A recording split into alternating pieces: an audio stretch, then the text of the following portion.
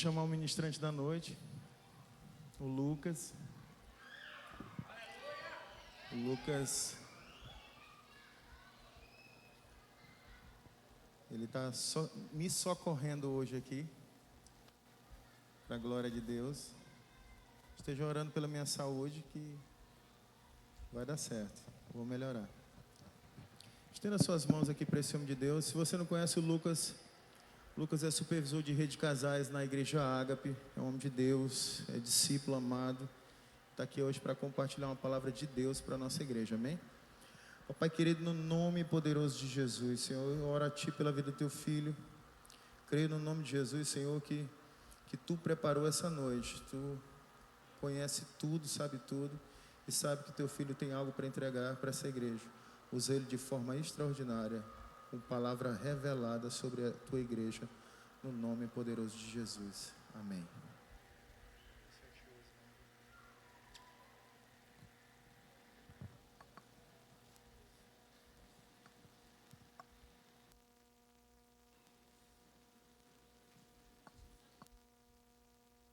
Ei, agora sim.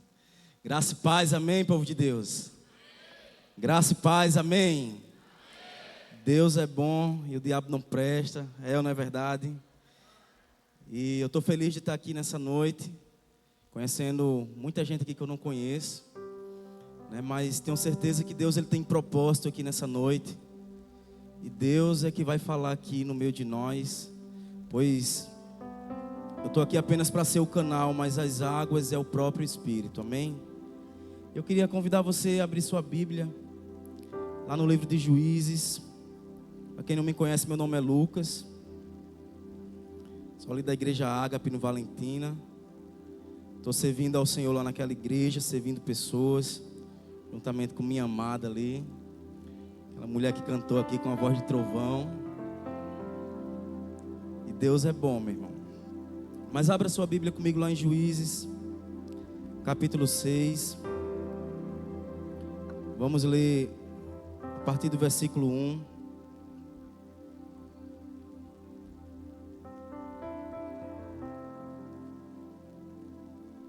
Quem achou diz amém. Quem não achou diz espera mais um pouco. Vai achar. Juízes bem ali, meu irmão, depois de Josué. Mas que diz assim, Juízes capítulo 6, a partir do versículo 1. E os filhos de Israel fizeram o mal aos olhos do Senhor. E o Senhor os entregou na mão de Midian por 7 anos. E a mão de Midian prevaleceu contra Israel. E por causa dos midianitas, os filhos de Israel fizeram para si covas que estão nos montes e cavernas e fortalezas. Versículo 3. E assim, quando Israel semeava, os midianitas subiam, e os amalequitas e os filhos do Oriente, até eles subiam contra eles.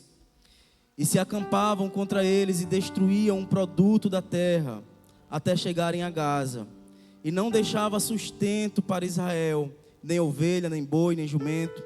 Pois eles subiam com seu gado e suas tendas, e vinham como locustas em multidão. Pois tanto eles quanto os seus camelos eram inumeráveis, e entravam na terra para destruí-la. E Israel ficou grandemente empobrecido por causa dos midianitas, e os filhos de Israel com isso clamaram ao Senhor. E sucedeu que quando os filhos de Israel clamaram ao Senhor por causa dos midianitas, o Senhor lhe enviou um profeta aos filhos de Israel, que lhe disse: assim diz o Senhor Deus de Israel: eu vos fiz subir do Egito, e vos tirei da casa da servidão, e vos libertei a vós dos egípcios, e da mão de todos os que vos oprimiam, e o expulsei de diante de vós, e vos dei a sua terra. E vos disse: eu sou o Senhor Deus, não temas os deuses dos amorreus, em cuja terras habitais. Vós, porém, não obedecestes a minha voz. Versículo 11 diz assim: e veio ali um anjo do Senhor, e se assentou debaixo de um cavalo que ficava em Ofra, que pertencia a Joás o Abiezita. E o seu filho Gideão debulhava trigo no lagar para esconder-se dos midianitas. E o anjo do Senhor lhe apareceu e lhe disse: o Senhor está contigo, homem poderoso, homem valente. E Gideão lhe disse: ó meu Senhor, se o Senhor está conosco, então por que tudo isso nos sobreveio? Onde estão todos os milagres os quais os nossos pais nos contaram, dizendo: o Senhor não nos fez subir do Egito? Agora, porém, o Senhor nos abandonou e nos entregou nas mãos dos midianitas. Até aí, meu irmão, feche seus olhos nessa noite. Eu quero orar aqui pela sua vida.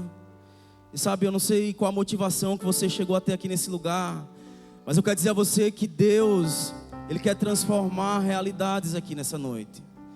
Deus, Ele quer mexer no profundo, e você precisa estar com o coração disponível para que o Senhor possa ter acesso a você nessa noite. Papai querido, eu quero te orar e eu quero te pedir, Senhor Jesus, Tu és o Deus que tem a chave dos corações, que está aqui nessa noite. E eu quero te pedir, Senhor Jesus, vento impetuoso, Senhor Jesus, sopra aqui sobre esse lugar. E nós te pedimos uma atmosfera santa e profética aqui sobre esse lugar. E nós declaramos, Senhor Jesus, que a Tua palavra irá acessar os corações e irá haver transformação aqui nesse lugar, em nome de Jesus. Meu irmão, você pode separar esse segundo agora para o Senhor Jesus.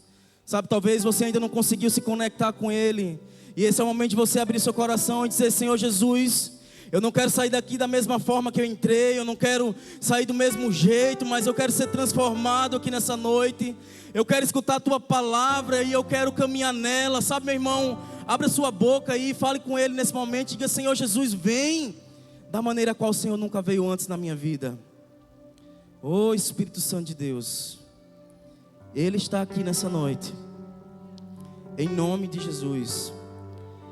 E o tema dessa ministração, meu irmão, é transformação na mente em meio ao caos. Eu não sei se vão colocar aqui. E lá no livro de Juízes, capítulo 6, você vai ver a história de um povo que por muito tempo caminhou, obedeceu ao Senhor, e por muitas vezes também vacilou. Você vai ver a história do povo de Israel, lá desde Moisés, de Josué. Você vê Deus tirando o povo do Egito, você vê Deus conduzindo esse povo para a terra prometida, Deus usando Moisés para ser o libertador, Deus usando Josué para entregar a terra àquele povo. E lá no livro de Juízes, capítulo 6, a partir do versículo 1, você já vê que o povo mais uma vez se rebela contra Deus. E a Bíblia diz que por conta que aquele povo se rebelou contra o Senhor os entregou nas mãos dos midianitas e dos amalequitas. E tudo que aquele povo produzia na terra, meu irmão, tudo que aquele povo investia naquela terra, os inimigos vinham e consumiam tudo, levavam ou destruíam. Sei que acabavam com tudo, nada sobrava naquele lugar. E o povo, por ficar amedrontado, eles começaram a construir algumas cavernas, alguns tanques, onde eles escondiam algumas coisas para poderem sobreviver com suas famílias, com seus filhos. E o povo viveu essa realidade durante 7 anos, meu irmão. 7 anos, tudo que aquele povo fazia, o inimigo vinha, os amalequitas vinham e acabavam com tudo. E eu não sei se você pode observar, quem aqui está enfrentando dificuldade nesse tempo? Levante sua mão. Louvado seja Deus que você está vivo, meu irmão. Se você for olhar, meu irmão, nós temos um caos instalado. E esse caos não é só no Brasil, não é só na igreja, mas existe um caos instalado nas nações. Porque a Bíblia diz, se a gente for observar os sinais, o nosso Senhor Jesus, Ele está voltando. E a Bíblia diz que no fim dos tempos o amor de muitos vai esfriar. A Bíblia diz que no fim dos tempos haverá guerras, haverá rumores de guerras. Vai ver que vai ter filho contra pai, pai contra filho. E é uma realidade que está se repetindo. Você vê as escolas, que era para ser um lugar onde nossas crianças eram para estar protegidas. Às vezes é um lugar, não estou generalizando aqui, mas é um lugar muitas das vezes onde as crianças estão à mercê de aprender doutrinas vãs do mundo. Você vê, muitas das vezes nós estamos em um ambiente poluído de coisas mundâneas. E existe um caos instalado, meu irmão, é o caos financeiro. Se eu for perguntar aqui para você levantar a mão, quem está passando por dificuldade financeira, talvez todos vós levantem a mão. Mas nesse caso aqui específico, o povo estava passando por aquele caos, porque o povo tinha se afastado do Senhor. O povo tinha feito mal, o que era mal aos olhos de Deus. E no meio do caos, meu irmão, existem dois propósitos. E o primeiro propósito que eu dei aqui nessa palavra é o propósito de Deus, que é o que acontece a partir do versículo 1 de Juízes capítulo 6, que é o caos onde Deus ele te coloca exatamente para te trazer de volta. É o caos onde Deus ele te coloca, te apresenta passar por muitas dificuldades, por muitas tribulações, não para te abater, não para te deixar, meu irmão, oprimido, mas para verdadeiramente te trazer de volta ao centro da vontade dEle. Porque o intuito de Deus com esse povo aqui não era apenas punir o povo, mas era sim trazer eles de volta, meu irmão. Porque aquele povo estava distante. E muitas das vezes estamos enfrentando coisas porque nós estamos distante daquilo que é a vontade de Deus para a nossa vida. E existem dois motivos para você estar enfrentando um grande caos aí na sua vida, meu irmão. O primeiro motivo é se você estiver em desobediência. Se você tiver se rebelado contra o Senhor, tiver feito o que é mal aos olhos dEle. Talvez isso que você esteja vivendo hoje aí na sua vida, se você olhar a fundo a realidade que você está passando, talvez seja fruto de uma rebeldia sua ou de uma desobediência que você tem caminhado, tem insistido. Deus às vezes tem levantado profeta, Deus às vezes tem levantado pessoas para te tirar de um lugar, mas você tem insistido em voltar para o mesmo lugar.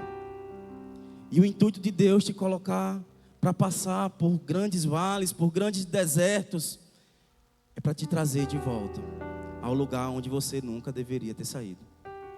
Esse povo nunca era para ter saído do centro da vontade de Deus.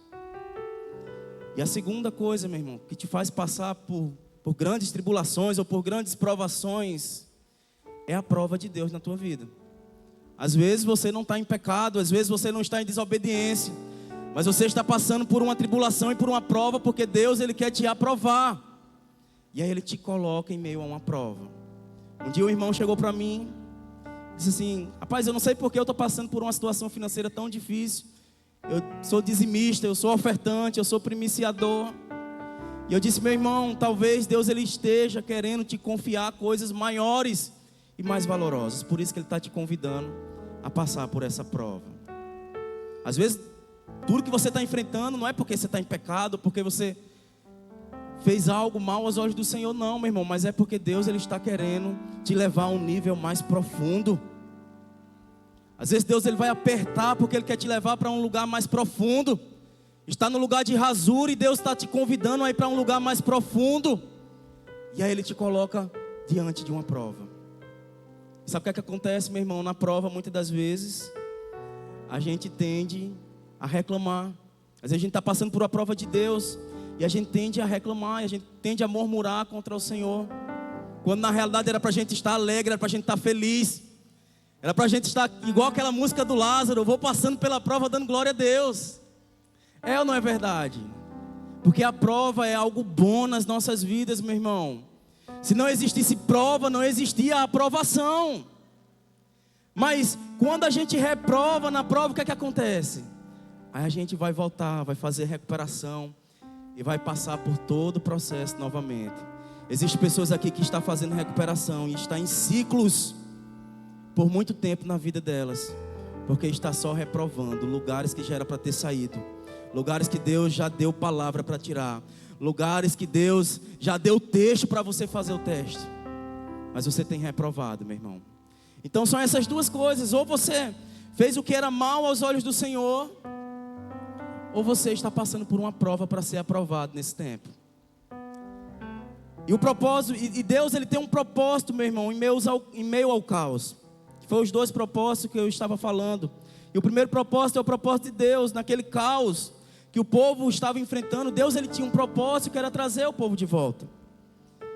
E também você vai ver que nós vivemos muitas coisas na pandemia, nós Pensamos que nós iríamos parar, pensamos que nós não podíamos mais cultuar o Senhor, pensamos que a igreja ia fechar, mas na realidade, meu irmão, eu vi na pandemia que Deus ele estava nos trancando num lugar para nos aperfeiçoar, para nos provar e nos aprovar verdadeiramente. E está eu e você aqui, Vivinho da Silva. A gente passou por situações semelhantes ao que esse povo, lá em Juízes capítulo 6, enfrentou.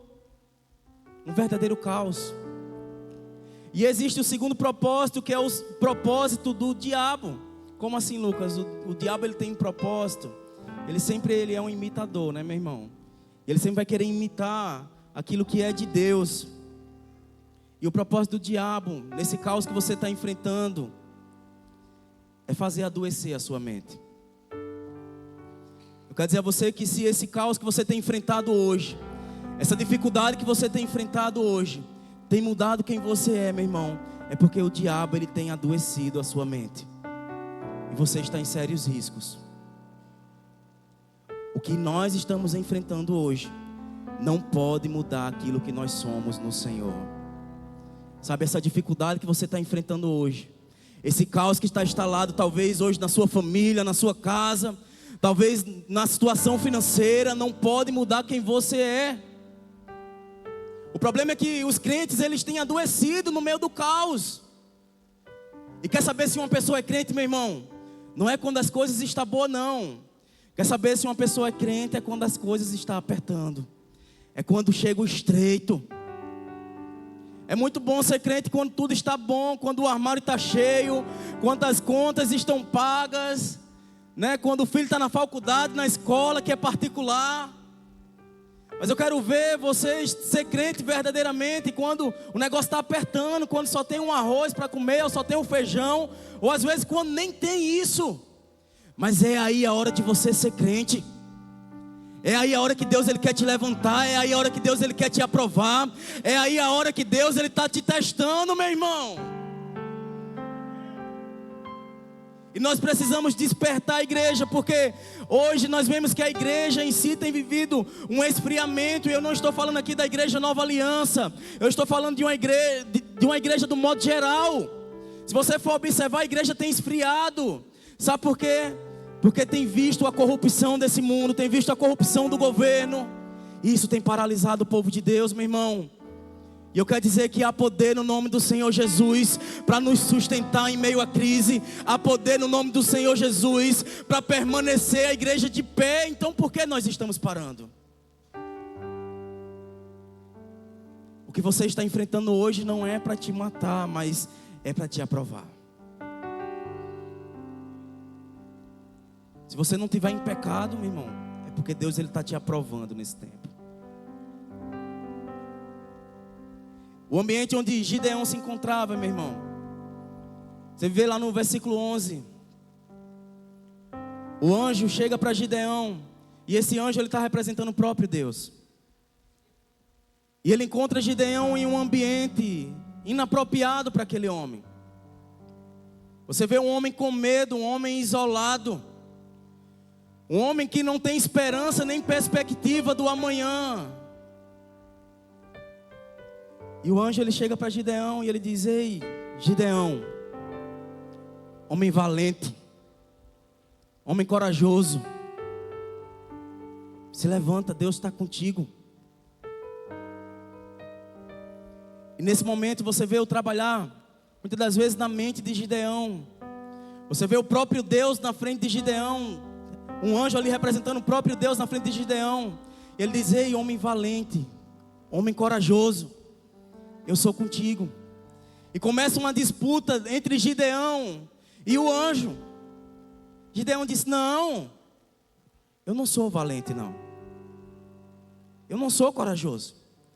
Eu sou o menor da casa dos meus pais. Eu sou o menos capaz. Eu estou aqui nesse tanque porque eu estou com medo. Eu estou aqui porque tem que sobrar algum alimento para me dar para os meus filhos, para a minha família. Você vê aqui o próprio Deus dizendo: eu estou contigo. E Gideão está dizendo assim: não está não, Deus. Em um ambiente de caos, o diabo vai querer jogar na nossa mente a incredulidade. Quantas das vezes nós temos sido incrédulos, meu irmão? Quantas das vezes nós temos duvidado daquilo que Deus ele tem falado? Às vezes Deus ele levanta profetas para falar na sua vida. Às vezes Deus ele levanta a palavra dele, porque deixa eu lhe dizer uma coisa, a palavra dele já é o suficiente para nós.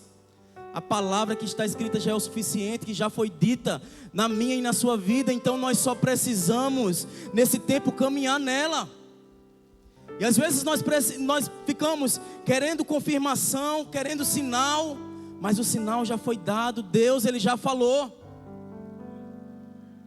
Você vê que Gideão ele começa uma disputa com Deus. Ele diz: olha, já que tu está dizendo que está comigo, tu fica aí no teu cantinho, que eu vou lá na minha casa, vou preparar um sacrifício, vou preparar uma oferta, e se quando eu voltar, você ainda estiver aqui, eu acredito que você está comigo. E a Bíblia diz que Gideão foi na casa dele, preparou o sacrifício, preparou a oferta, e quando voltou, meu irmão, o anjo estava lá esperando ele. E ele disse: agora eu acredito que o Senhor está comigo verdadeiramente. E Gideão ele mandou convocar as tribos, mandou convocar os guerreiros. E a Bíblia diz que se juntou 32 mil pessoas. Porque a ordem de Deus era: se levanta, Gideão, e vai contra os amalequitas, que eu vou te dar a vitória.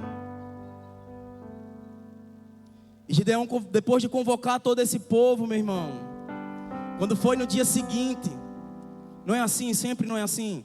A gente recebe uma palavra aqui no domingo, a gente sai daqui fervoroso, a gente sai daqui cheio de esperança. A gente diz: eita, se eu encontrar um demônio ali, eu vou expulsar. Eu tomara ver eu chegar lá em casa e o diabo está lá, que eu vou mandar ele sair. Não é verdade? Mas quando chega na segunda-feira, parece que tudo mudou. Parece que a gente não se lembra mais daquilo que Deus falou na nossa vida. Parece que tudo que falou se apagou, se passou. E quando foi no dia seguinte, Gideão, ele volta lá naquele ambiente, naquele tanque. E ele diz: eu vou ter que fazer aqui algumas provas para ver se realmente Deus ele está comigo.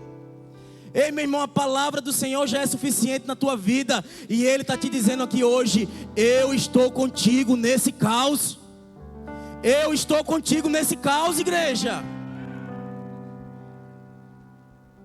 E a Bíblia diz que Gideão, ele mais uma vez, ele faz uma provação com Deus. Olha que homem ousado. Nem assim, meu irmão, às vezes Deus ele fala com a gente, e a gente fica querendo fazer prova. Eita, Deus ele falou através da vida do pastor, mas eu quero que Deus agora use um profeta para mim, porque senão eu não acredito. E Deus ele já tinha mandado o profeta naquele povo. Deus ele já tinha mandado o anjo a Gideão. E já depois dele ter recebido essa palavra, ele diz: agora eu vou fazer mais uma prova a Deus. Eu vou fazer o seguinte, ó. Eu vou pegar essa lãzinha aqui de algodão, e eu vou deixar aqui nesse tanque. Se amanhã essa lã de algodão estiver molhada e esse ambiente estiver seco, é porque Deus ele está comigo. Olha que cara ousado, meu irmão. Não sei porque Deus ele não aniquilou aquele cara, né? Não é verdade. E a Bíblia diz que assim Gideão fez. Ele deixou lá uma lãzinha de algodão. Não sei nem se era lã de algodão mesmo. E quando ele voltou no outro dia, aquela lã estava molhada e o ambiente estava seco. Sabe o que é que Deus ele estava dizendo a Gideão? Eu estou contigo, Gideão. Mas às vezes parece que ainda não é o suficiente, meu irmão. E Gideão diz: não, será que Deus está realmente comigo? Mesmo depois dele ter aparecido para Gideão, mesmo depois do profeta ter vindo ao povo, mesmo depois da lã de algodão ser molhada, Gideão ainda diz: será que Deus ainda está realmente comigo? Será que Deus é Deus mesmo que está comigo nesse negócio? E ele diz: ó, vou fazer o seguinte. Eu vou deixar essa lãzinha aqui dentro do tanque. Se amanhã todo o tanque estiver molhado e essa lãzinha estiver seca, aí eu acredito que Deus está comigo. Parece a história de muita gente, né, meu irmão, aqui. E quando foi no dia seguinte que Gideão voltou, o tanque estava molhado e a lã estava seca. Deus estava dizendo para Gideão: eu estou contigo, Gideão. Se levanta. Quantas vezes vai ser preciso Deus falar? Quantas vezes vai ser preciso Deus afirmar para você, meu irmão? Esse lugar que você está não está bom. Essa realidade que você tem vivido não está legal. E Deus está querendo te levar para um ambiente de profundidade nessa noite. Sabe, eu tenho certeza que a maioria de vós, ou quase todos vocês, já receberam uma palavra de Deus na sua vida. Seja de um profeta, seja de uma pregação, seja na própria palavra, Deus ele falando contigo. Mas muitos de vós têm abandonado a palavra que foi entregue a vocês, por conta do medo, por conta do caos. Sabe, o caos tem trazido a dúvida, tem colocado a nossa fé em dúvida, igreja. E nós, como igreja do Senhor, nós precisamos acordar. Nós precisamos despertar. Porque é no meio do caos que Deus ele quer transformar a nossa mente. Não sei se você estava entendendo, mas Deus ele estava transformando a mente de Gideão no meio daquele caos. E a Bíblia diz que Gideão ele se levanta com os soldados. Era 32 mil soldados, meu irmão. E eu posso até imaginar a alegria de Gideão. Olha para aquele bocado de gente. Ele diz: eita, aqui vai ficar fácil. É muita gente que tem aqui comigo. Ainda que os inimigos sejam numerosos, mas tem muitos soldados aqui comigo. A gente vai vencer com certeza. E se você for observar no decorrer da história, a Bíblia diz que Deus ele olha para Gideão e diz: ei, Gideão, tem muita gente aí. Deus estava dizendo a Gideão: não é pela força do teu braço, não é no teu próprio entendimento, porque quem vai ganhar essa batalha sou eu. Não sei qual é a situação, meu irmão, que você está enfrentando hoje, mas tem coisa que não compete a você, compete ao próprio Deus. E ele diz: olha, Gideão, pergunta ao povo quem está com medo. E aquele que tiver com medo, manda voltar. E eu imagino, irmão, Gideão ele chegando para aquele povo e perguntando para aquele povo: ei, existe alguém com medo aí? E no coração dele: eu estou com medo. Existe alguém aí covarde? Volte. Existe alguém com medo aí fora eu? Pode voltar. E a Bíblia diz que 22 mil pessoas voltaram. E 10 mil pessoas ficaram. Mas eu acredito que Gideão, olhando para aquele povo, ainda disse: rapaz, 10 mil pessoas ainda é muita gente. É ou não é verdade? Dá para vencer essa batalha. E Deus ele olha para Gideão, igreja, diz: ei, Gideão, para que você não pense que foi a sua mão que livrou você, para que vocês não pensem que foi vocês mesmos, manda o povo descer as águas, que ali vai ter uma provação para eles. E lá aquele povo vai passar por uma espécie de seleção. E a Bíblia diz que o povo desceu as águas.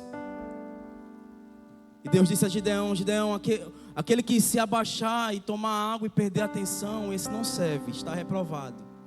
Mas aquele que pegar água com a mão e levar até a boca, esse está aprovado. E esse vai passar, e esse está apto para a batalha. E sabe o que aconteceu, meu irmão? A Bíblia diz que 9.700 pessoas foram reprovadas naquele teste. E apenas 300 foram aprovados.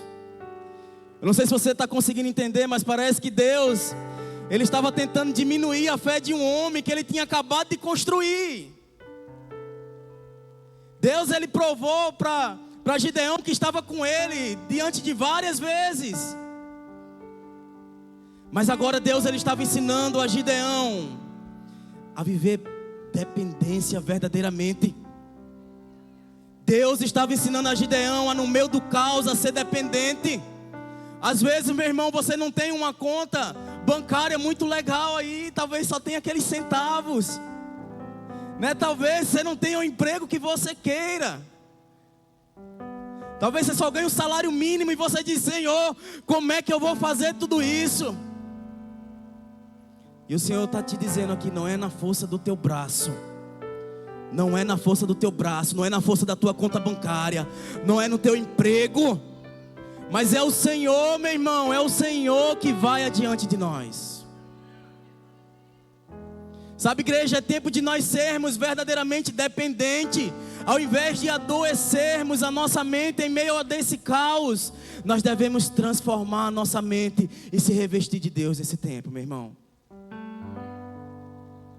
Deus, Ele está esperando uma atitude sua no meio dessa crise. Deus está esperando uma atitude sua no meio dessa crise, meu irmão.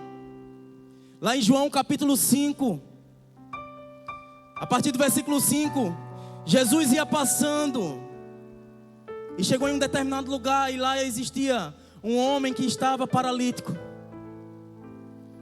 E aquele homem, ele estava há muito tempo lá na beira do tanque, meu irmão. Sabe o que ele estava esperando? Um anjo descer no tanque e agitar as águas, e alguém levar ele até naquele tanque, para que ele viesse ser curado. E Jesus chega diante daquele homem e ele diz: ei, de que você está precisando? E aquele homem, ele começa a contar uma história para Jesus. Jesus faz uma pergunta àquele homem, mas aquele homem começa a contar uma história para Jesus. Ele começa a dizer: olha, faz tempo que eu sou paralítico e estou aqui, mas todas as vezes que o anjo ele agita as águas, eu não consigo chegar lá, sempre alguém passa na minha frente. Mas Jesus não estava perguntando a situação daquele homem. Jesus estava perguntando para ele: ei, o que é que você está precisando? Às vezes você está perdendo muito tempo, meu irmão, contando sua situação. Sabe, existem pessoas que parecem o muro da lamentação.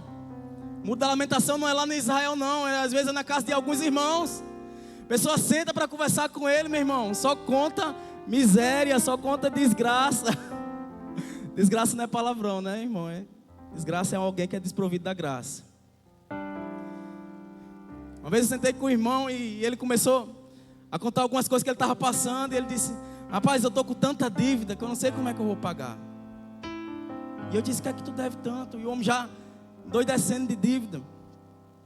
E ele começou a dizer: eu devo o carro, eu devo o empréstimo, eu devo a casa, eu devo a conta de água, de luz. E eu disse: irmão, quem fez essa conta? Ele disse: foi eu. Então, e quanto é que tu ganha, irmão? Ele disse: eu ganho um salário mínimo. E como é que tu vai pagar isso tudo com esse salário, irmão? Às vezes existem coisas que você está passando, meu irmão, foi você que plantou. Às vezes existe cova que foi você que cavou para você se enterrar nela. E no meio do caos, Deus ele estava esperando uma atitude daquele homem. Deus ele não estava perguntando se ele estava paralítico há anos, ou que ele estava esperando um anjo agitar as águas. Deus ele estava perguntando para aquele homem. Jesus estava perguntando: o que quer que eu faça para você? Ele só precisava dizer: eu quero ser curado. E aquele homem ele foi curado, meu irmão. Às vezes no meio do caos, você tem só reclamado, tem só murmurado, tem só contado suas lamentações, sabe, suas injúrias. E o Senhor está dizendo aqui hoje: igreja, chega de lamentação, chega de lamentação, chega de injúrias. Sabe, o povo de Deus é um povo alegre, é um povo que é mais do que vencedor. Mas às vezes nós estamos diante de um povo que parece que é um povo que ficou pela metade do caminho, é um povo que está cego, é um povo que está aleijado. Porque é só lamentação, meu irmão, tem te estacionado, tem reprovado.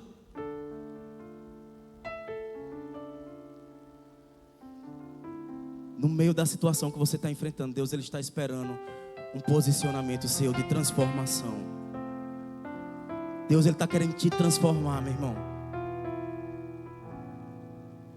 Abacuque capítulo 1. Pode colocar aqui para mim, por favor?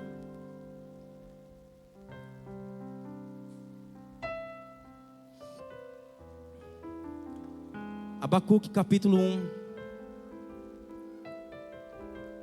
Você pode dar um glória a Deus bem forte aí?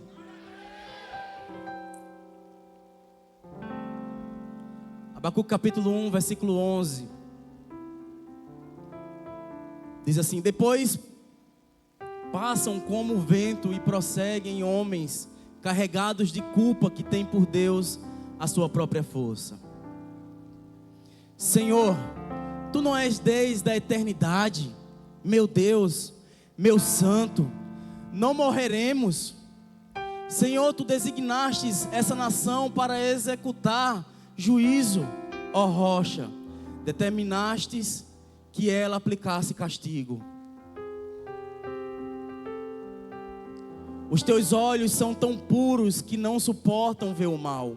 Não podes tolerar a maldade. Então por que toleras os traidores? Por que te calas enquanto os ímpios devoram os que são mais justos que eles? Sabe, meu irmão, Abacuque capítulo 1, você vê um homem que está indignado com algumas coisas que está acontecendo. Ele recebe a notícia que um povo, os caldeus, que era um povo mau, um povo perverso, estava para invadir a sua terra, Judá. E aquele povo era um povo mau, meu irmão. Aquele povo vinha em números grandes para devastar tudo. E sabe o que aquele povo faz? Sabe o que Abacuque faz? Semelhante ao que Gideão fez quando estava diante do anjo. Ele começa a fazer alguns questionamentos. Por que isso? Por que daquilo, Deus? Tu não é o Deus que ama a justiça? Gideão, Tu não é o Deus que estava comigo? Por que Tu permitisse tudo isso? Talvez nesse caos, meu irmão, você só consiga levantar questionamentos enquanto Deus está esperando uma atitude sua. Talvez você só consiga levantar um altar de questionamentos. Por que isso? Por que daquilo? Deus, Ele está esperando uma atitude sua.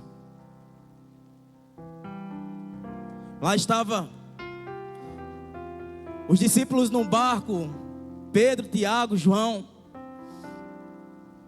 E a Bíblia diz que uma tempestade começou a assolar aquele barco, meu irmão.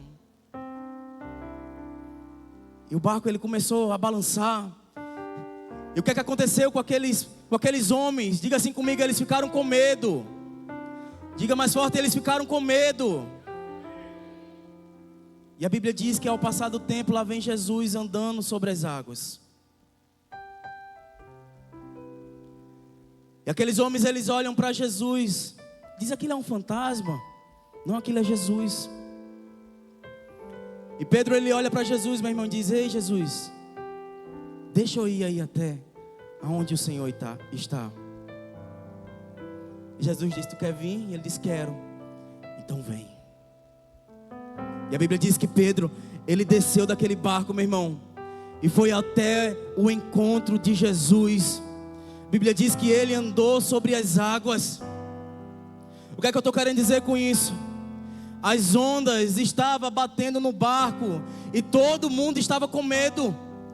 Mas só Pedro teve uma posição de ousadia de sair do barco e ir até Jesus.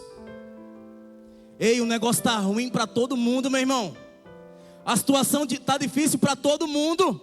Mas até quando você vai ficar só lamentando, só questionando e não vai tomar uma posição de fé, uma posição de coragem, de ousadia? Porque é isso que Deus quer que você tenha nesse tempo. Sabe, meu irmão, no lugar de intimidade, Deus, Ele quer nos trazer. Deus, Ele quer fortalecer a nossa fé no lugar de intimidade, meu irmão. Pedro, ele era íntimo de Jesus. E ele estava diante de Jesus. Ele estava vendo ali, é meu mestre, ali eu posso ir. Sabe, meu irmão, a situação que você está enfrentando não é nada comparado ao tamanho do nosso Deus, comparado à grandeza dEle. Se é situação financeira, Ele é o dono do ouro e da prata. Se é uma situação, sabe, na sua família, Ele é o Deus que restaura.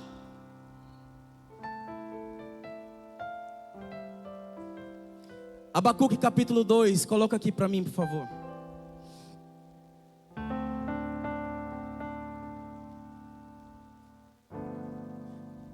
versículo 1. Aqui Abacuque estava orando, meu irmão. Ele estava em um lugar de intimidade. E ele estava em uma torre de farol. E ele começa a orar ao Senhor. E ele diz assim: permanecerei no meu posto de sentinela, e tomarei posição sobre o baluarte. Na situação que você está passando, é para você permanecer no seu posto. Sabe, às vezes temos dado desculpas. Pode permanecer aqui, por favor. Às vezes temos dado desculpa para parar de fazer aquilo que Deus ele tem para nós. Aí eu saí da célula por conta que meu líder me corrigiu. Não, meu irmão, deixa de desculpa. Você saiu porque você quis. Eu não vou mais para a igreja porque o pastor me corrigiu, ou porque eu não gostei da pregação, ou porque eu estou frio. Meu irmão, pare de desculpa e se levante hoje. Tome a sua posição. Esteja no lugar que o Senhor lhe colocou. Ei, sacerdote, esteja com seu cajado na mão. Ei, mulheres, estejam no lugar de oração. Estejam no lugar de intimidade. Porque mesmo que você saiu do lugar que Deus lhe colocou, meu irmão, eu não vou mais liderar porque isso é muito cansativo. Sabe, isso está me privando de muita coisa. Meu irmão, é o propósito de Deus na sua vida. De que adianta você ganhar tudo e perder o mais importante, que é o crédito com o nosso Senhor Jesus? Às vezes nós dizemos que é difícil estar aqui dentro, mas eu quero dizer a você que difícil é estar lá fora, sem ter a certeza de um Deus que nos guarda dia e noite. Difícil é estar nesse mundão, meu irmão. Um dia um irmão chegou para mim e ele falou assim: Lucas, agora minha vida está uma maravilha, depois que eu saí da igreja. Quando eu estava na igreja era só peleja, era só prova, era só vexame que eu passava. E eu disse: claro, meu irmão, porque hoje Deus ele não está te provando mais, porque você já desistiu da caminhada. Mas você, meu irmão, que vive em uma realidade natural aqui dessa terra, esteja satisfeito com o que essa terra tem para lhe entregar. Mas você que busca o sobrenatural de Deus, você sabe que nem mesmo o sistema, nem mesmo a imprudência, nem mesmo a corrupção desse mundo poderá nos parar, porque nós temos uma eternidade com o nosso Deus. E ainda que nós venhamos a perecer aqui, nós iremos ganhar ali. Ainda que nós venhamos a chorar aqui, nós vamos sorrir lá com Ele. Ainda que nós venhamos, meu irmão, a pelejar aqui, existe um reino preparado para mim, para você. Ei, saia desse lugar que talvez você está de isolamento, de medo. Sabe, tome o lugar, volte para o lugar que o Senhor colocou para você estar. E a Bíblia diz que Deus ele responde a Abacuque. Passa aí o versículo 2. Então o Senhor me respondeu: escreva claramente a visão em tábuas, para que se leia facilmente, pois a visão aguarda um tempo designado. Meu irmão, existe um tempo e um modo para todas as coisas, para que muitas coisas venham a acontecer. Ainda que demore, espere, porque ela certamente virá e não se atrasará. Veja, o ímpio está envaidecido e os seus desejos não são bons, mas o justo viverá pela fé, diz o Senhor. O justo viverá pela fé, meu irmão. Sabe, talvez o ímpio, você olha para o ímpio e vê ele prosperando, e vê ele tendo grandes riquezas, e seja talvez igual ao que o irmão me disse. Agora depois que eu saí da igreja, Lucas, está tudo uma maravilha. Porque o ímpio tem envaidecido, meu irmão. Mas eu quero dizer a você que o justo, mesmo no meio do caos, ele vai viver por fé. Ele vai andar de fé em fé, de glória em glória. Ele vai vencer a cada dia, porque nós temos um Deus conosco. Nós temos Emmanuel, que é um Deus que está conosco. Nós não temos desculpas, meu irmão. Sabe, é o fim dos tempos e o amor de muitos tem esfriado. E você precisa sair daqui hoje com a convicção dizendo: Senhor, que o meu amor não esfrie. Eu não quero fazer parte desses muitos. Eu quero fazer parte da tua igreja. Eu quero fazer parte do povo que é chamado pelo teu nome. Eu quero fazer parte da geração que é eleita.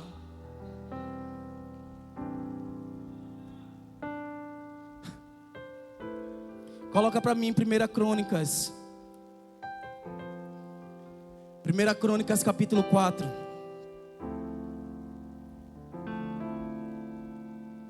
O ministério de louvor já pode vir, né? Eu não sei se aqui vem.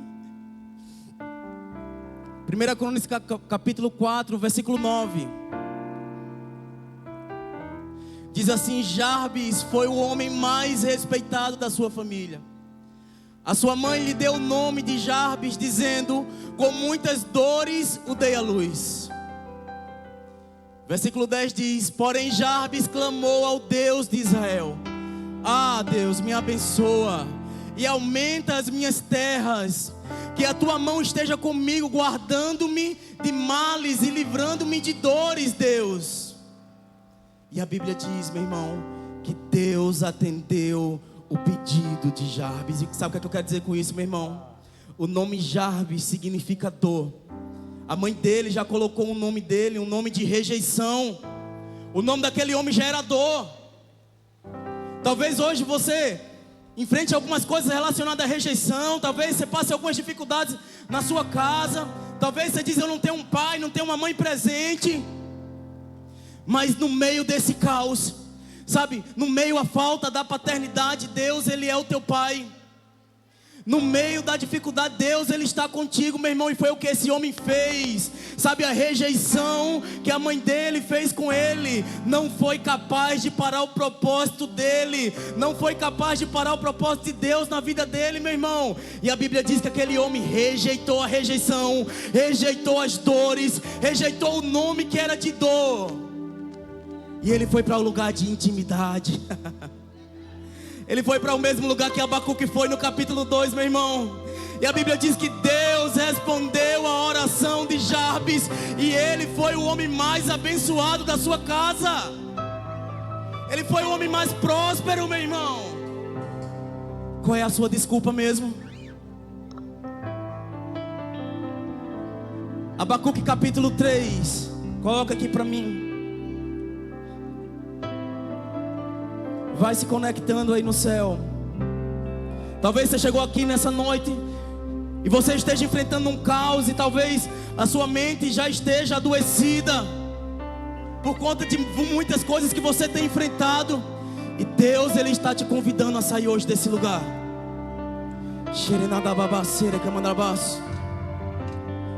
Abacuque capítulo 3.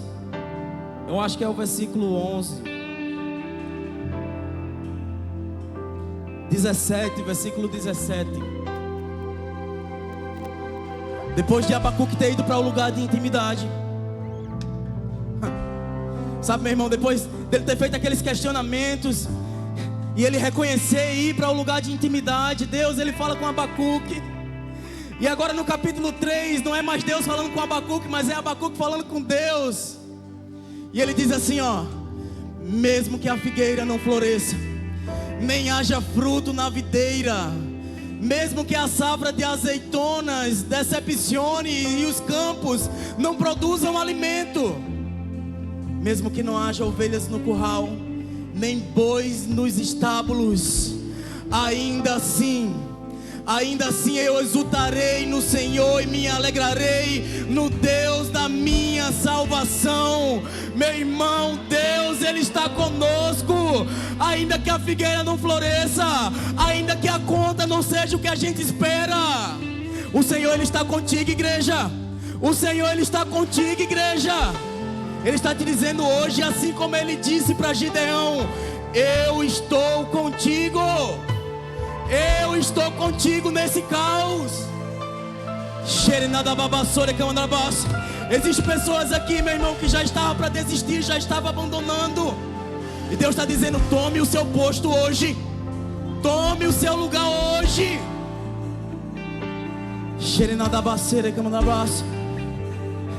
Você pode ficar de pé, irmão. A Bíblia diz que Gideão, meu irmão, ele se levantou com aqueles 300. A Bíblia diz que ele foi contra os amalequitas e os midianitas. E a Bíblia diz que Deus deu vitória a Gideão, porque não foi na força de Gideão, não foi na força dos 300, mas foi o Senhor que pelejou por aquele povo. Foi o Senhor que pelejou por aquele povo.